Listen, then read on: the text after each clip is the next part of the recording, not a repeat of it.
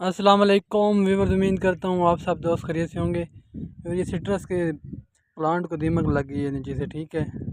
तो ये हम क्लोरीपाइरीफाइज कर रहे हैं, स्प्रे करेंगे आज।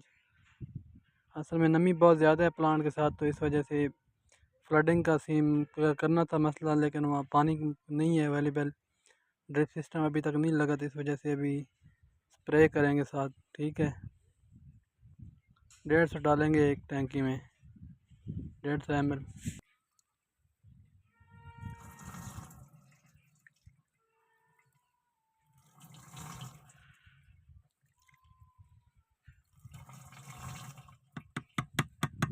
ठीक है, इसके बाद पानी भरेंगे और स्प्रे कर देंगे।